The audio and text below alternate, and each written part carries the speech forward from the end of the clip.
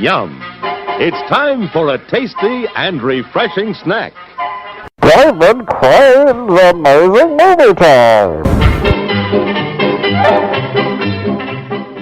Alright, welcome everyone to another installment of David Crane's Amazing Movie Time, the shorter version of our podcast where we just discuss TV shows, movies, and kind of give our thoughts on them. Cult classics, oddball stuff, just kind of whatever we feel like watching. This episode, we're going to be talking about one of Andy's picks, and that is the cinematic masterpiece that is Mortal Kombat. And this is basically the live-action adaptation of the well-known arcade and fighting game series at this point.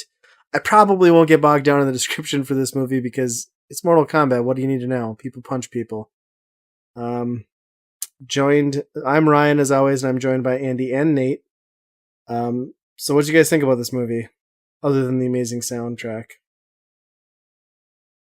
It didn't age well. It did not. It was super, super rough. Which I know there are people out there that love this movie, probably because of that tie-in with the video game, obviously. But it just seemed like the set seemed too perfect. Like the rocks, like it just didn't look like a messy environment like the movie was or should have been. And it just seemed like too perfect. Everyone seemed clean and organized, and the graphics were terrible. There's like a tipping point awful. with like CG that I feel like happened around 2000, 2001, where it ages somewhat gracefully, and this is so far before that tipping point that it just looks like vomit on the screen. And they did so much of it too. So much CG, and and I could not get over Goro. Yeah. You know what he reminded me of? He looked like a reupholstered version of that bad dude like Toka or Razor from Teenage Mutant Ninja Turtles 2, like the wolf one. Oh, it looked like they took that dude, stuck 2 extra arms on him, and like shaved him. And I was like, this looks so bad. Yeah, I couldn't tell if that was a real person or an animatronic, or it just seemed unnatural almost. Yeah, it was definitely like they took a dude and like slapped a torso on him to extend it. Yeah. And it just... And like his 2 arms are just like... Right, and his eyes would like blink all fucking and weird. The other ones were moving. Yeah. It was not well done. It was better than the CG, but it was still cringy. Yeah. I'd rather have that than the CG, for sure. Yeah. But... Best part of the whole movie? The song. No, it's Bridget Wilson. Are you kidding me? The whole movie. I knew you were going to say Bridget Wilson. The only reason they even had her in that movie was to put her in that leather suit at the end, like give her the 80s hair, looking all hot with her perm. Like, fuck. I'll take that. But again, she looks so strange in the whole, she came out in with like a black hat and ponytail. Like it just looked too clean and it just out of place. I wanted to kick open the door to my bedroom with that black hat and that outfit on. That right there. Some sweet Bridget Wilson, I'll tell you what. I don't know. I kind of disagree with with you guys. I think it holds up okay. As far as an action movie for that time period, I think it's not bad. It gets off to a great start right away. What you want to see, fighting, the song, just right into it, I don't know. I'll agree that this holds up if you agree that Garfield sucks. No, can't do that. I think this is one of the best adaptations of a video game story into a movie. Yeah, but the acting is abysmal. Yeah. Everyone in it cannot act to save their lives. Yeah, not really. I mean, was there many video game movies that came out before that? Mario Brothers. Which, I mean, let's cut that one out. Was there anything else? I think this one really kind of started. Was that before or after? I can't remember. That was around there. Because I want to say like the Street Fighter one came out after this, right? Yeah. Yeah. Yeah, I think Mario might have been the first one, like real life adaptation. Right. So, I mean, I guess it was kind of setting the tone.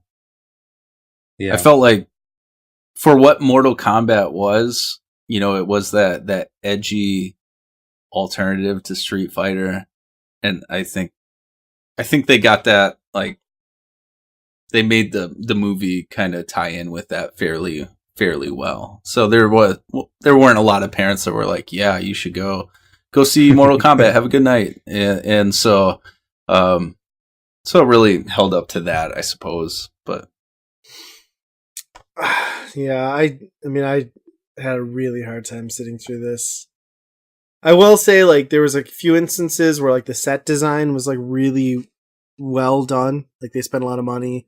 Like, for instance, when he was, like, sucked into that, like, weird scorpion hellscape, like, that, they put a ton of work into that set design. It was, like, badass, but, like, it almost feels like it didn't fit because, like, those looked so great, and then, like, you put on top of that this, like, shitty looking, like, I don't know, styrofoam rocks, Windows everywhere. 95 like animated. Yeah, right. Like there's just they couldn't pull off the cohesive unit, so it's like weird to see like such detail in one regard, and then it's just kind of like squandered. I kept on looking at I think it's Shang, right? I kept on looking at him because he looks like Herman from Dragon Force, the band, like the guitar player. I could see that. Yeah. Like they looked identical, and I was like, did Herman have an acting career before this? And like he just looked like they looked identical. Plus, that makes sense. Well, I was in a Mortal Kombat movie, and now I'm in a metal band. Right. Exactly. Yeah. Did Bridget Wilson, was she in Last Action Hero? She hasn't been in a lot of stuff. I know she was in Billy Madison around the same time. Tie this whole podcast together. Let's see. Bridget Wilson movies. So she did Billy Madison, Mortal Kombat in 95. Yeah, Last Action Hero. Last Action Hero in 93, yeah. This whole podcast has been tied together now. Except that this will be cut out after that, so no one will know what we're referencing. Oh, dang it. Yes. At the time of recording, it does all loop together. Huh. I don't know. Man, she hasn't done anything in 10 years, though. She doesn't need to. Does that surprise you? Yeah. She doesn't need to. Done it all.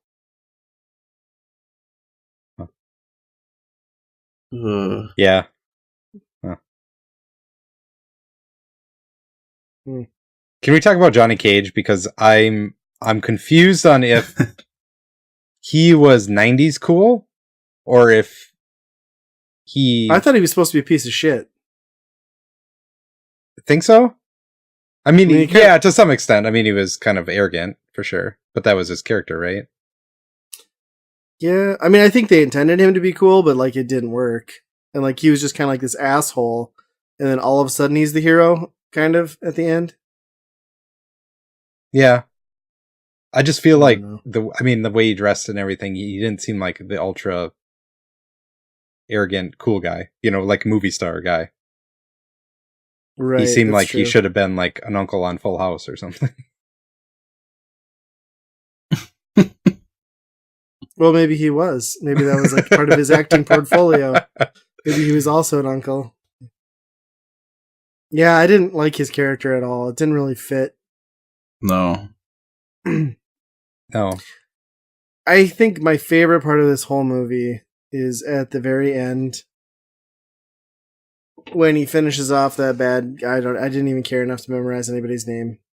After this lengthy battle, getting his ass kicked, he punches him off the edge of this cliff and falls on the spikes, and then he goes, flawless fatality. Yeah, that was not a flawless. I'm like, you don't know what that means. You just got your face drug up and down the fucking steps, and you got a lucky kickoff. Like,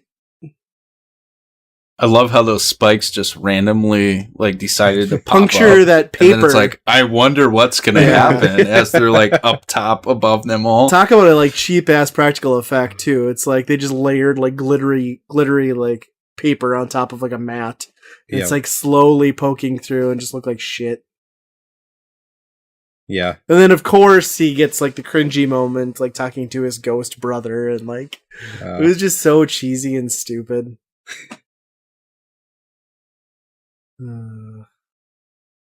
Yeah, it was there was a lot of they tried to throw in a lot of the references in there where the flawless victory is said like 3 times in that movie. Mm-hmm. The first 2 times are true because they weren't even hit, basically.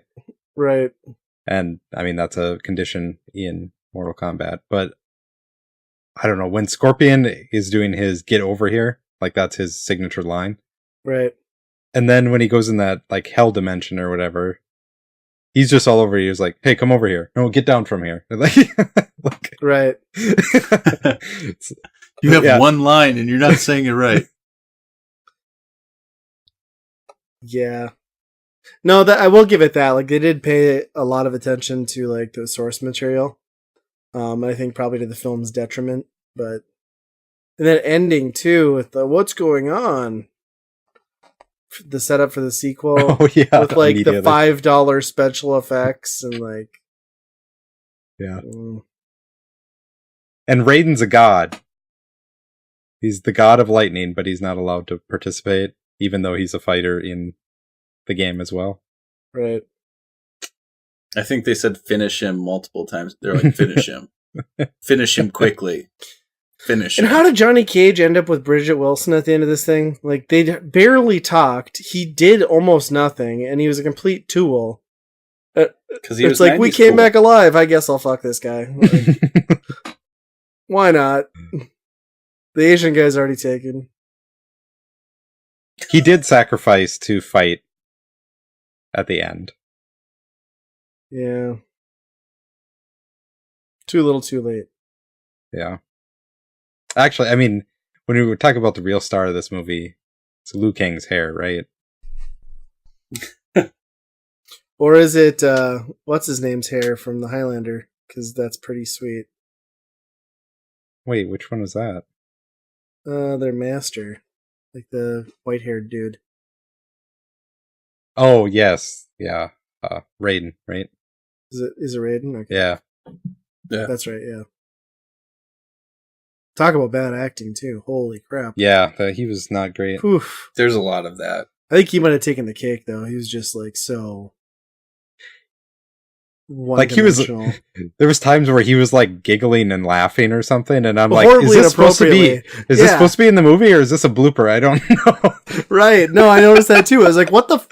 Did I miss something? Ugh. So the director of this movie went on to do all the Resident Evil movies. So... Make one shitty video game movie, make a bunch of other ones? Yep, that's all he does now. So he's the one that's like screwing what's her name?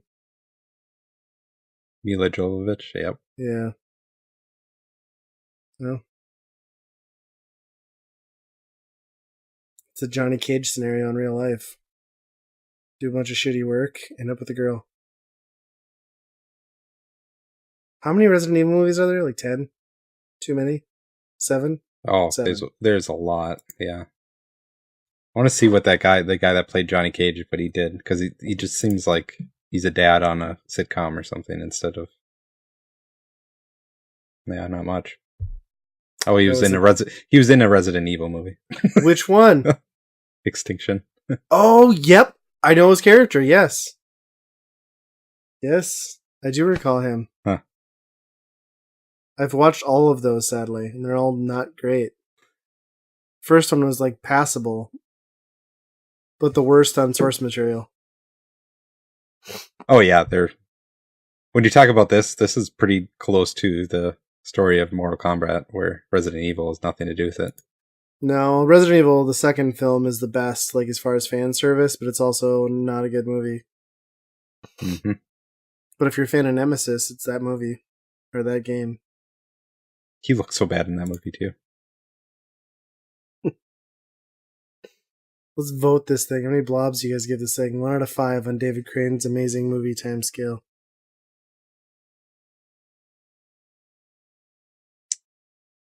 Don't all go at once. No, I don't go first on this one. Okay, I'm going 1. Wow. I hated this. Really? I struggled to sit through the whole thing. Huh. I'm not too far off of that. I'm going 2. It was rough. My 1 star is only for Bridget Wilson. Without Bridget Wilson, no stars. That's not going to help your cause to get her 1 star. Come on. Oh, that's true. Yeah. She's a 5-star woman. Come on. 10 out of 10. Everything she does is 5-star. I'll admit it's not great, but I think it's the best video game movie. So it's got to be worth at least 3 stars at that point. It's just really hard to look at through the eyes of when that movie was out. I mean, now you can't really look at it. Oh, yeah, for sure. Yeah, it's very much a time and that's place amazing. movie for sure. Exactly. I think I would have been a 4 for me if they just kept a reptile out of the movie. That was awful. It was pretty bad. He's made of worms. Yes, he is. Lots Fact. of them. All right. Well, that wraps up this episode of David Crane's Amazing Movie Time. As always, you can find all things Weekend Rental at weekendpodcast.com. And as always, be kind, rewind.